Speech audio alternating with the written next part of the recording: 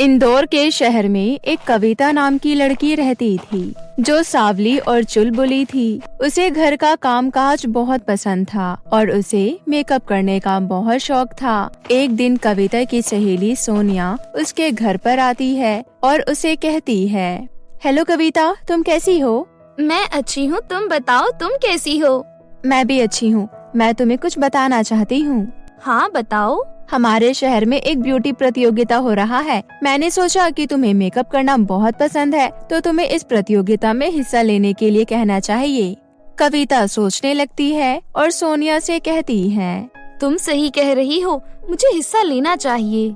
कविता प्रतियोगिता में भाग ले लेती है। वो अपनी मम्मी से पैसे लेकर अपनी सहेली सोनिया के साथ मार्केट जाती है। वहाँ से वो बहुत सारा कम बजट में मेकअप का सामान खरीद लेती है। फिर अपनी सहेली से बोलती है, सोनिया, मैंने मेकअप खरीद के सही किया है। मुझे तो मेकअप करना पूरी तरह से नहीं आता। इसे कैसे लगाते हैं और कौन सा पाउडर कितनी देर और कितना कितना लगाते हैं, मुझे मेकअप के बारे में पूरी तरह से नहीं पता। कविता, तू क्यों परेशान हो रही है? मैं हूँ ना, मैं तुझे सब कुछ सिखा दूंगी। तू सारा मेकअप अच्छा लेकर आई है। दोनों घर पहुँचती है और दोनों साथ में बैठकर खाना खाती है। उसके बाद सोनिया कविता का मेकअप करती है। सोनिया कविता का मेकअप करते करते उसे मेकअप की बहुत सारी जानकारी देती है। कविता का मेकअप पूरा हो जाता है और जब पूरा तैयार होने के बाद कविता अपने आप को शीशे में देखती है तो वो थोड़ी सी हैरान हो जाती है। सोनिया कविता से कहती है, देखा तूने अपने दोस्त का कमाल, तू तो बहुत सुंदर लग रही है। कविता, अब तो तुझे कोई जल्दी पहचान नहीं पाएगा कि तू वही पुरानी कविता है। हाँ यार, ये तो कमाल ही हो गया। ऐसा लग रहा है कि तूने कोई जादू कर दिया। Thank you so much Sonia. तू पागल है क्या कविता? दोस्ती में no sorry no thank you, और ये प्रतियोगिता तुझे ही जीतना है। सोनिया शाम होते ही अपने घर चली जाती है और कविता अपने चेहरे का मेकअप हटाए बगैर ऐसे ही रात में सो जाती है। जब अगली सुबह वो बाथरूम में अपना फेस वॉश करने जाती है तो वो अपने आप को शीशे में देखकर डर जाती है, क्योंकि उसके चेहरे पर दाने निकल गए थे और रेडनेस हो गई थी। वो तुरंत सोनिया को फोन करती है और उसे घर बुलाती है। कुछ देर बाद सोनिया कविता के घर आती है। कविता को देखकर सोनिया उसे कहती है, अरे कविता, ये सब क्या हो गया तेरे चेहरे पर? तूने रात में अपना मेकअप हटाया नहीं था क्या? हाँ, मैंने रात को अपना मेकअप नहीं हटाया था। कविता, मुझे माफ करना, मैंने तुम्हें नहीं बताया था कि रात को मेकअप हटाकर सोना चाहिए। मैं कल तेरी खुशी में इतनी खुश हो गई थी कि मैं तुझे बताना ही भूल गई। रात भर तेरे चेहरे पर मेकअप लगे रहने से तेरा ये हाल हो गया। कविता रोते हुए सोनिया से कहती है, अब मैं प्रतियोगिता भी नहीं जीत पाऊंगी। अब मैं क्या करूं? मेरे पूरे चेहरे का तो सत्यानाश हो गया। अरे तू चिंता मत कर, मैं तुझे एक लेप का आइडिया बताती हूँ, कल तक सब ठीक हो जाएगा। सोनिया कविता को चेहरा ठीक करने का एक लेप का आइडिया बताकर वहाँ से चली जाती है। सोनिया ने जो लेप लगाने को बताया था वो लेप कविता लगाती है। लेप लगाकर वो बैठ जाती है। काफी देर के बाद जब अपने चेहरे से लेप को हटाती है तो उसे कोई ज्यादा फर्क अपने चेहरे पर नहीं दिखता। अब प्रतियोगिता की तारीख बहुत पास आ गई थी। कविता उसी हालत में मेकअप लगाकर प्रतियोगिता में जाती है और वहाँ देखती है कि वहाँ बहुत सारी सुंदर सुंदर लड़कियाँ प्रतियोगिता में हिस्सा लिया है। ये देखकर कविता घबरा जाती है और अंत में कविता ये प्रतियोगिता हार जाती है। उसके बाद जब वो अपने घर पहुंचती है तो वो बहुत रोने लगती है और गुस्से में अपने कमरे का शीशा तोड़ देती है। कविता को इतना परेशान देखकर उसकी माँ, जिसका नाम मालती होता है, वो कविता से कहती है, कविता, अब बहुत हुआ, इतना परेशान नहीं होते बेटा। कोई बात नहीं, दोबारा प्रतियोगिता होगा तो तुम फिर से हिस्सा ले लेना। जीवन में हार जीत तो होते ही रहते हैं, ये सब कुछ तुम भूल जाओ। याद करने में कोई फायदा नहीं है। हाँ, आप सही कह रही हो, मुझे ये सब भूल जाना चाहिए। इतना कहती ही कविता रोते रोते अपने कमरे में चली जाती है। लेकिन कविता ये सब नहीं भूल पा रही थी। ऐसे ही समय बीतता जाता है। अब कविता का चेहरा ठीक हो जाता है। उसके चेहरे से सारे दाने और रेडनेस खत्म हो जाता है। अब उसका चेहरा पहले जैसा हो जाता है। एक दिन कविता की माँ के पास पड़ोस की शशि आंटी अपनी ही जान पहचान के किसी रोहन नाम के लड़के का रिश्ता कविता के लिए लेकर कविता के घर आती है और कविता की माँ से कहती है, वो लड़का बहुत अच्छा और नेक है, मैं उसे बचपन से देखती आई हूँ। एक बार तुम देख लो अपने कविता के लिए, अगर तुम्हें पसंद आए तो बात आगे बढ़ा देना। ठीक है दीदी, आप घर पर आने के लिए बोल देना उन्हें। ठीक है बहन, अब मैं चलती हूँ। अगले ही दिन रोहन अपनी माँ रेनू के साथ कविता को देखने के लिए उसके घर आता है। मालती कविता की बहुत सारी तारीफ करती है और कविता के अच्छे गुणों के बारे में बताती है। रोहन और उसकी माँ कविता को देखते हैं, उन्हें कविता पसंद आ जाती है और कुछ दिनों के बाद उन दोनों की बहुत धूमधाम से शादी हो जाती है। कविता अपने ससुराल की जिम्मेदारी बहुत अच्छी तरह निभाती है। कविता अपने सास के लिए पकोड़े बनाती है और उसे दे देती है। उसे खाकर रेनू कविता की बहुत तारीफ करती है और कविता से कहती है, अरे वाह मेरी बहू, कितने स्वादिष्ट पकोड़े बनाए हैं तुमने, बहुत ही लाजवाब खाना बनाती हो तुम, मजा आ गया खाकर। दोनों सास बहू मिलकर बातें कर रही होती है। तभी रेनू की सहेली, जिसका नाम शालू होता है, वो अपनी बहू के साथ रेनू के घर पर आती है और शालू रेनू को पास में होने वाले मेकअप प्रतियोगिता के बारे में बताकर चैलेंज करती है। रेनू जोश में आकर कविता को उस प्रतियोगिता में हिस्सा लेने के लिए बोल देती है। रेनू की बात सुनकर शालू बोलती है, अरे रेनू, तू तो रहने ही दे, तेरी बहू मेरी बहू से नहीं जीत पाएगी। मेरी बहू ने तो ब्यूटी पार्लर का कोर्स किया है और तेरी बहू को देख कैसी सावली सी है। मेरी बहू ये प्रतियोगिता जीतेगी तो देख लेना, जब वो प्रतियोगिता जीत जाएगी तो ऐसे ही अपनी बत्तीसी निकाल कर हंसियो। कल प्रतियोगिता में दूध का दूध और पानी का पानी हो जाएगा, देखना मेरी बहू ही जीतेगी।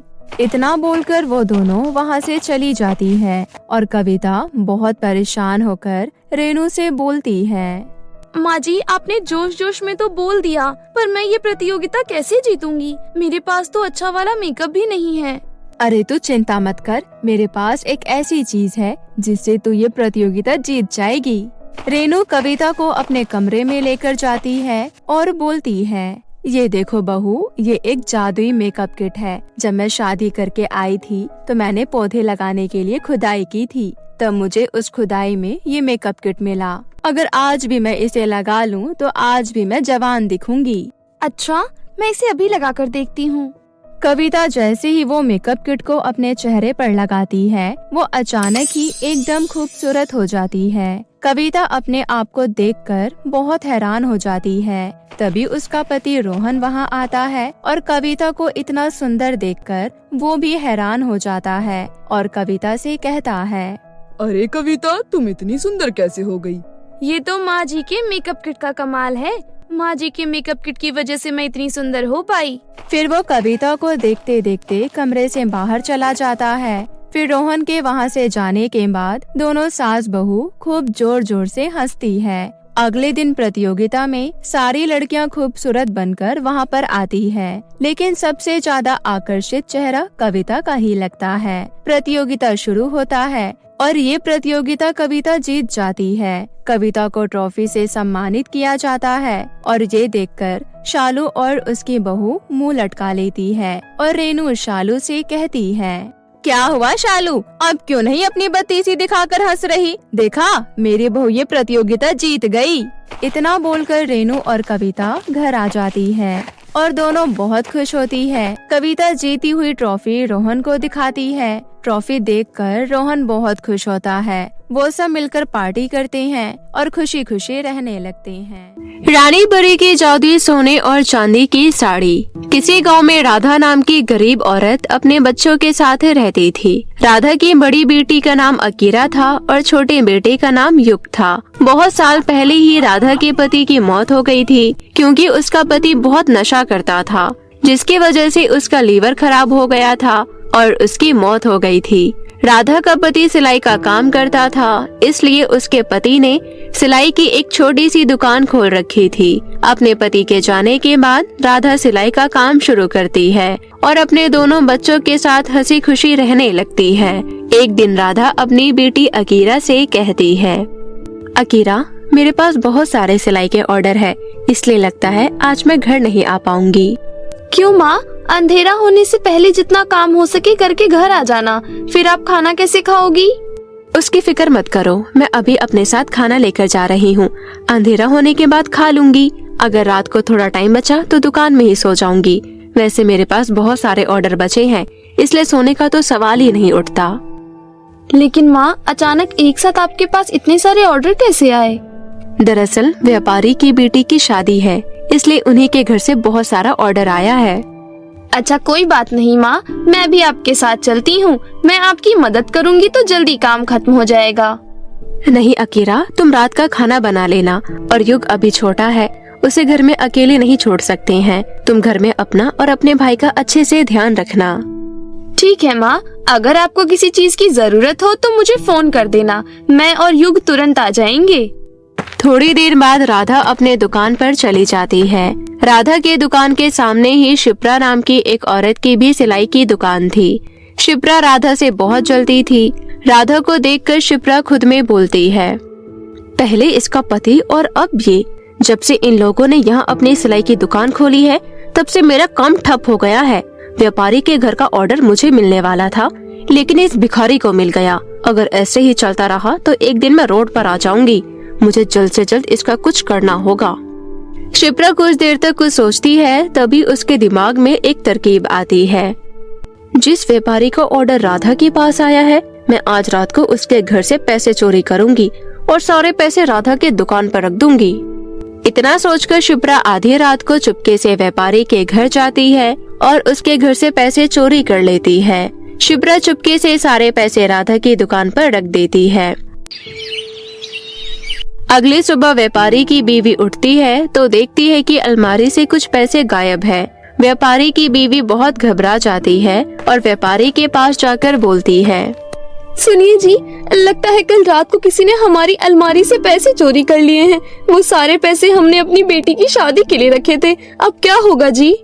लेकिन हमारे घर में चोरी कौन कर सकता है? इस गांव में किसकी इतनी हिम्मत हो गई जो हमारे घर में चोरी कर ले?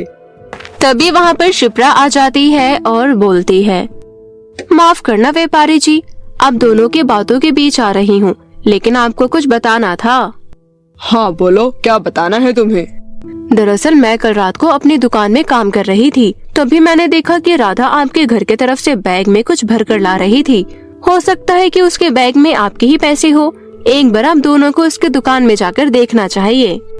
व्यापारी और उसकी बीवी दोनों उसी वक्त राधा की दुकान पर जाते हैं। राधा ने रात भर काम किया था, जिसकी वजह से थक हार कर दुकान में ही सोई हुई थी। व्यापारी की बीवी कहती है, राधा, बहुत हो गया तेरा नाटक। क्या हुआ मालकिन? कल रात भर जगकर मैंने सिलाई की है, इसलिए थोड़ी आंख लग गई। चुप कर, मुझे सब पता चल गया है कि रात भर जगकर तू कौन सा काम कर रही थी। आप इतने गुस्से में क्यों हो मालकिन? मैं कल रात को आपका ही ऑर्डर पूरा कर रही थी। ज्यादा भोली भाली बनने का नाटक मत कर।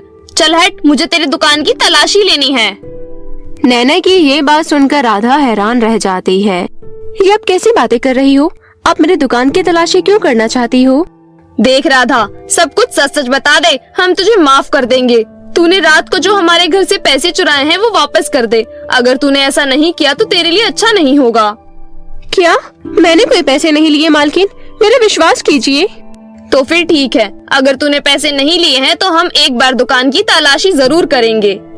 उसके बाद व्यापारी अपनी पत्नी के साथ उसकी दुकान के कोने कोने की तलाशी करने लगते हैं। तभी नैना को एक बैग में पैसे मिल जाते हैं। देखिए जी, ये रहे हमारे पैसे। ये सब देखकर राधा बुरी तरह से डर जाती है और रोने लगती है। मालकिन, मुझे सच में नहीं पता कि सारे पैसे मेरे दुकान में कैसे आए। मैं इन सब के बारे में कुछ नहीं जानती, आप मेरे विश्वास कीजिए। नैना राधा को एक जोरदार तमाचा लगा देती है। एक नंबर की चोरनी है तू। एक तो चोरी की, ऊपर से मान भी नहीं रही है। मैं अच्छे से जानती हूँ कि तू कितनी बड़ी चोरनी है। तभी व्यापारी पुलिस को फोन लगा देता है और थोड़ी देर बाद पुलिस आ जाती है। पुलिस चोरी के आरोप में राधा को अपने साथ ले जाती है। शिप्रा अपने दुकान से ये सब देख रही होती है और बहुत खुश होती है। गांव की एक औरत राधा के बच्चों के पास जाती है और उन्हें सारी बातें बताती है। बेटी, तुम्हारी माँ को पुलिस पकड़ कर ले गई है। क्या? लेकिन पुलिस उन्हें पकड़कर क्यों ले गई है? मैंने गांव के कुछ लोगों से सुना है कि तुम्हारी माँ ने व्यापारी के घर में चोरी की है। नहीं, मेरी माँ ऐसा नहीं कर सकती। पता नहीं बेटी, मुझे भी यही लगता है, लेकिन भगवान जाने ये सब क्यों हो रहा है। दोनों बच्चे रोते रोते पुलिस स्टेशन जाते हैं। अकीरा पुलिस वाले के सामने बहुत रोती है, जिसके बाद पुलिस वाला 10 मिनट के लिए दोनों बच्चों को अपनी माँ से मिलने के लिए इजाजत देता है। अकीरा अपनी माँ के पास जाकर बोलती है, माँ, मैं अच्छे से जानती हूँ कि आपने चोरी नहीं की होगी, फिर आपको जेल में क्यों रखा है? पता नहीं बेटी, मुझे तो खुद समझ नहीं आ रहा कि व्यापारी के पैसे मेरे दुकान में कैसे आए। मैं जल्द ही आपको जेल से बाहर निकलवा दूंगी माँ। फिलहाल घर के खर्चे के लिए मैं कहीं काम ढूंढती हूँ। उसके बाद दोनों बच्चे घर जाते हैं। अगली सुबह अकीरा काम के लिए मुखिया के घर जाती है। तभी मुखिया की बीवी गुस्से में कहती है, अरे क्या सोच कर आई है मेरे से काम मांगने? तुझे क्या लगता है मैं तुझे काम दे दूंगी? चोरनी की बेटी चोरनी ही होती है। मैं नहीं चाहती कि जैसे व्यापारी के घर में तेरी माँ ने चोरी की है वैसे तो मेरे घर में करे। चल निकल यहाँ से। अकीरा रोते हुए वहाँ से चली जाती है और नदी किनारे बैठ जाती है। पता नहीं हमारे साथ ये सब क्या हो रहा है। ना ही मुझे कहीं काम मिल रहा है और ना ही मेरी माँ जेल से बाहर आ रही है। मुझे तो समझ ही नहीं आ रहा कि मैं क्या करूँ। तभी वहाँ से गुजर रही रानी परी अकीरा की सारी बातें सुन लेती है। रानी परी अकीरा के पास जाती है और बोलती है, बच्ची, मैंने तुम्हारी सारी बातें सुन ली हैं। तुम फिक्र मत करो, मैं तुम्हारी मदद जरूर करूँगी। रानी परी जादुई छड़ी घुमाती है और वहाँ सोने चांदी की 2 साड़ी प्रकट कर देती है। ये जादुई सोने और चांदी की साड़ी है। सोने की साड़ी तुम्हारी सारी इच्छा पूरी करेगी और ये चांदी की साड़ी असली चोर को सबक सिखाएगी। यहाँ तक कि ये जादुई चांदी की साड़ी हमेशा तुम्हारे और तुम्हारे परिवार की रक्षा करेगी। इतना बोलकर रानी परी वहाँ से चली जाती है। अकीरा जादुई चांदी के साड़ी से कहती है, हे जादुई चांदी की साड़ी, मुझे उस इंसान के पास ले चलो जिसने व्यापारी के घर में चोरी की थी। उसके बाद जादुई चांदी की साड़ी अकीरा को शिप्रा के घर लेकर जाती है। वहाँ जाकर जादुई चांदी की साड़ी चुड़ैल के रूप में बदल जाती है और शिप्रा से कहती है, मैं अच्छे से जानती हूँ कि व्यापारी के घर में तूने ही चोरी की थी। राधा को तूने जानबूझकर फंसाया है। मुझे माफ कर दो, प्लीज तुम मुझे मत खाना, मुझे माफ कर दो। अब मैं कभी ऐसा नहीं करूँगी। तू अभी के अभी पुलिस स्टेशन जा और अपना जुर्म कबूल कर, वरना मैं तुझे जिंदा खा जाऊंगी। शिप्रा चुड़ैल से बहुत डर जाती है और तुरंत पुलिस स्टेशन में जाकर अपना जुर्म कबूल कर लेती है।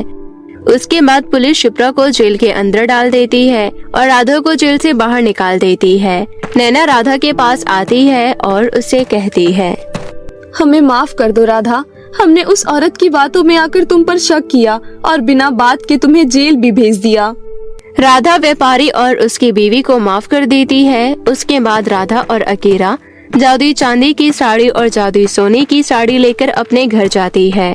घर जाकर राधा जादुई सोने की साड़ी से बहुत सारे पैसे मांगती है और उन पैसों से अपनी छोटी सी दुकान की जगह एक बड़ी सी दुकान बना लेती है। इस तरह रानी परी की जादुई सोने और चांदी की साड़ी की मदद से सब कुछ ठीक हो जाता है और राधा अपने दोनों बच्चों के साथ एक हंसी खुशी जीवन व्यतीत करने लगती है।